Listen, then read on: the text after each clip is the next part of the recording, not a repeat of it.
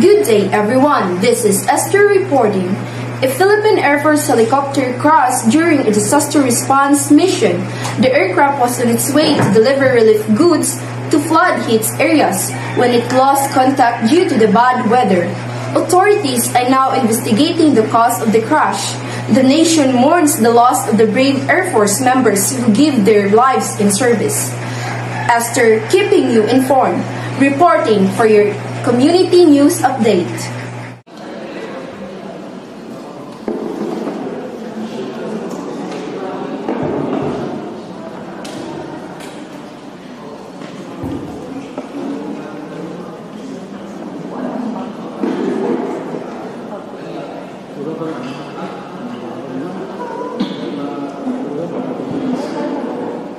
Recording in progress.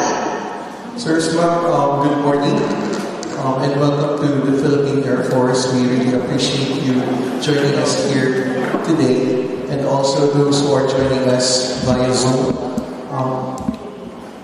We have our PAF spokesperson, Colonel Maria Cristina O. Basco, PAF GSC, to facilitate our press briefing for this morning. Ma'am, this morning we have the following in attendance. We have Sir Gab Villegas from ATV. Sir Gab. We also have Sir Edniel Parosa from DCRH. Sir. We also have Ma'am Bianca Dava from ABS-CBN. Sir Chino Gaston from GMA. We also have Sir J. Mark Degala from Radio Pilipinas. Ms. Gabrielle Dumalat from Inquirer. Ma'am, good morning. And Sir Ryan Acanala from UNTV. Sir, good morning. Via Zoom, ma'am, we have Sir Priam Nepomuceno from PNA. Ms. Maria Nina Beatriz Peniza from Bongo Radio Philippines. Mr. Paul Samarita from TV5 News. Mr. Jovelan Rita from GMA News Online. Mr. JP De Leon from GMA Integrated News. Mr. Alan John Ibanez from TCME, and Mr. Dennis J. Santos from Inquirer.net. After po ng opening ni Ma'am Basco mamaya, we will open the floor for questions. You can ask questions po sa mga nandito in person. You can ask questions, and then later we will also be asking questions dun po sa nasa via Zoom. So, without further ado, I will now give the floor to our spokesperson, Colonel Maria Cristina O. Basco, PAF GSC. Ma'am. Good morning po sa ating lahat. I shall now read our PAF statement. The Philippine Air Force confirms that a Super Huey helicopter was involved in an accident on November 4, 2025 while conducting rapid damage assessment and needs analysis operations, or ARDANA, in support of the Eastern Mindanao Command, or EastMINCOM, following the impact of Tropical Storm Tino. As coordinated with EastMINCOM, the results of the search, rescue, and retrieval operations conducted near the area of the 60th Infantry Battalion at Agusan del Sur have led to the recovery of the bodies of 6 individuals believed to be the pilots and crew members of the ill-fated aircraft. The Philippine Air Force is awaiting the final forensic report to confirm their identities. The Philippine Air Force continues to coordinate closely with EastMINCOM and local authorities to ensure that all necessary procedures are properly undertaken.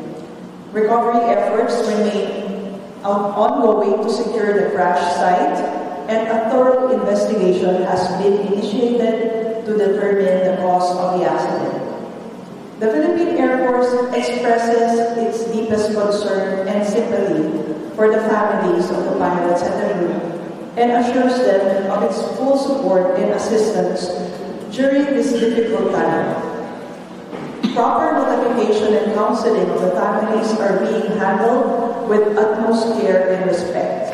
With deep concern and continued hope, the Philippine Air Force stands united with the families of our airmen as we await the official results of the investigation and the identification process. The Philippine Air Force assures the public that flight safety remains a top priority. While this incident is deeply distressing, the Philippine Air Force remains steadfast in fulfilling its mandate of defending the nation's airspace and providing timely humanitarian assistance and disaster response. Thank you, ma'am. We'll now open the floor for questions. Sir Gino Rizzo. Hello. Good morning. Can you kindly describe ano yung situation during the time of the crash and whether as a factor in the crash at this point, meron na bang indications? So far, Sir Gino, wala pa po tayong reports whether it's the factor of whether yung na-affect po sa crash. Ang nangyari po kasi is they took off from Davao going to Butuan. And ito po, kasama po nila ay 3 other aircraft. So, body-body system po sila. So, while they were going on their way to Butuan, nag-lose po ng communication with the Super UV, which prompted po yung other aircraft na hanapin po sila. Hanapin po yung nawala po na Super UV, and then ayun na po, lalakit po nila somewhere doon po sa Agusa del Sur, yung mesa. Yung aircraft po natin, nagte-take off po siya. Meron po tayo in-observe na wind limitations or wind conditions. So, kapag hindi po favorable yung wind conditions natin, we do not take off because safety of our aircrew is paramount. So, noong time na yun, naka-take off po sila and they were able to conduct that mission na po sana. Unfortunately, nangyari na po itong mishap, sir. My next question would pertain to the aircraft itself. Ano yung Super Huey and how old is it? And yan ba ay yung mga Huey pa na alam natin or a newer model? Sir, this is a refurbished aircraft. It's been with the Air Force since 2011 po. And it has been reconfigured to operational standards and airworthiness. It's a very reliable aircraft. Ito nga po yung ginagamit ng ating 505 Search and Rescue Group, lalo na nga po na sila po yung in charge sa humanitarian assistance and disaster relief. So, okay naman po itong aircraft na to, sir, and we use this in all our HADR operations. Saan galing ito? US? Second hand ba binili? Or brand na natin? Sa US po, sir. This is refurbished po. Refurbished, which is in-improve po. There are improvements in its structure. So, ano po ito, sir? Kumbaga mas upgraded version po siya. So, hindi po din sabihin dahil luma, nagka-aperya, so well-maintained and updated yung mga equipment na tama. Yes, sir. We conduct periodic maintenance inspections and we ensure po na mga aircraft po natin before it takes off, it is full mission capable. Pag may nakita po tayo any discrepancy, hindi po natin yung pinatay po.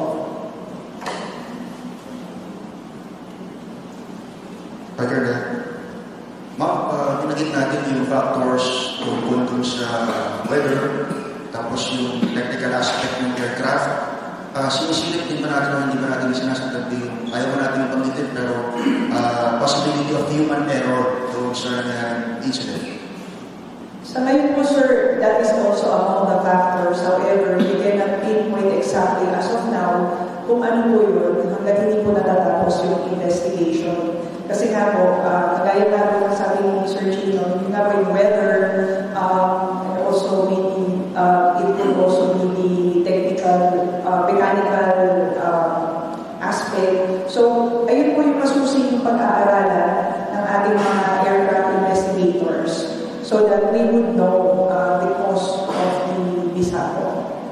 Ano bang standard operating procedure kapag nagsasagawa ng rapid damage assessment?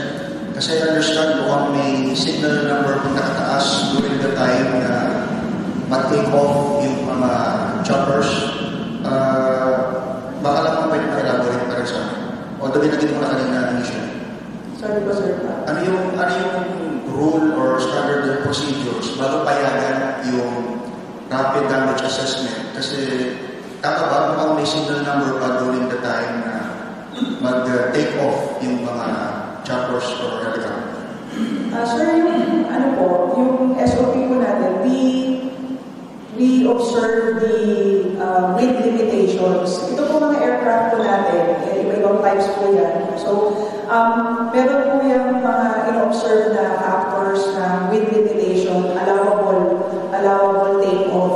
So, kapag na-determine po na maayos naman po ang sitwasyon naman ng kaya po ng aircraft, we would be able to take off po. So, during that instance, dahil nakatake po sila, it will be cleared also by the air traffic controller.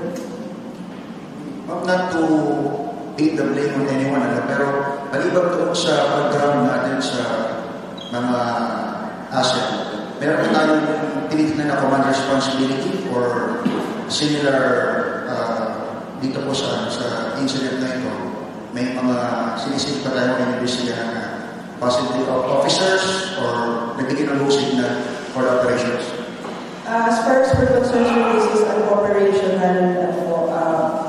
an operational matter. And ito po, sir, is a scheduled flight. Ito po talagang part po ng ating mission, actually. Wala po tayong sinisisi dahil na po, ito po yung part po ng mission na gabi pa lang po, naka-record na po siya. So ngayon, ayun nga po, ilalagay na po natin sa mga mission natin.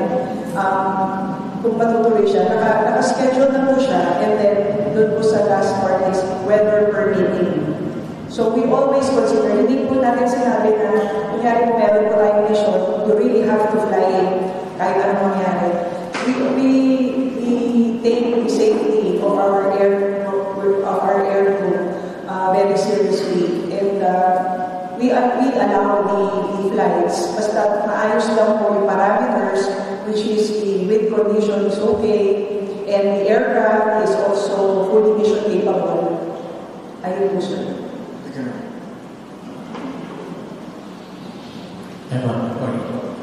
Ma'am, ilang oras na po siya nung lumilipad nung nawala siya? Wala from haba? Ano po, sir?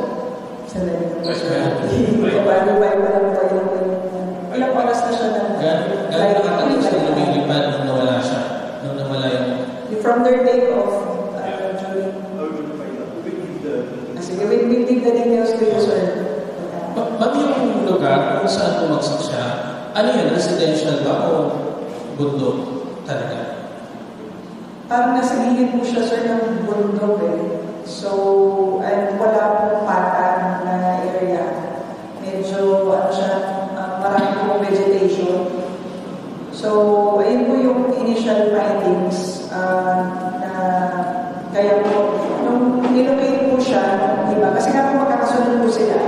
So, nung nawala na ng pag-relation, yung iba pong aircraft na nakasunod, hiniputan na rin po nila yung area na tuntun po nila location. Unfortunately, hindi nga lang po makalan because hindi lang po patag yung terrain.